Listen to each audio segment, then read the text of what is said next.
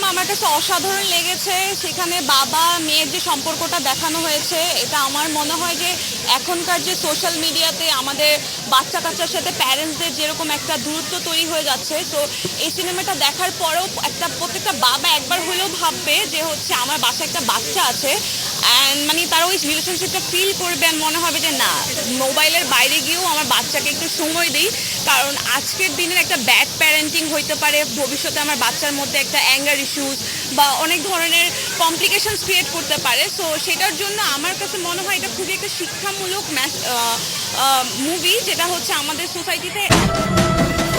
Sir, এমন একটি case আপনি হাতে নিলেন কেন? কি করেছেন আপনি মেয়েটার সাথে? আপনার কি বিবেক বল? সিয়ামের অভিনয় আমার বরাবরই অনেক ভালো লাগে, অ্যান্ড এইবারও ভালোই লেগেছে, বিকজ আমি নাটক থেকে ওই ভালোবাসা 101 থেকে দেখা ওকে, তো ওভারঅলে আমার সিয়ামের অভিনয় সব বরাবরই ভালো লাগে।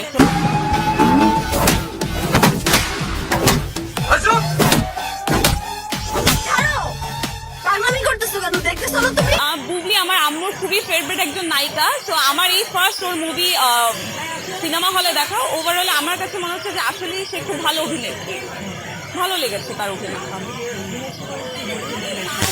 আমি ইন্টারভালের আগেও কেঁদে দিছিলাম, অ্যান্ড লাস্ট মোমেন্টেও কেঁদে দিছি, কারণ হচ্ছে মানে মনে হচ্ছে যে I am feeling my own father in that সিয়ামস প্লেস। তো ওভারঅলে আমার কাছে মনে হচ্ছে যে না, ওভারঅলে খুব ভালো একটা মুভি ছিল, একটা ওভারওয়েলমিং একটা সিচুয়েশন, তো ভালো লেগেছে।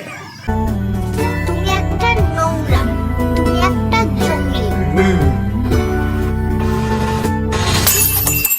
যারা সিনেমাটা দেখেনি তাদেরকে আমি বলবো ডেফিনেটলি তাদের ফ্যামিলি সহ দেখতে আসা উচিত, বিকজ হচ্ছে তারা হচ্ছে একটা গুড ফ্যামিলি টাইম এনজয় করবে, তার ফ্যামিলির বন্ডিংটা একটু ফিল করবে, so definitely they should come with there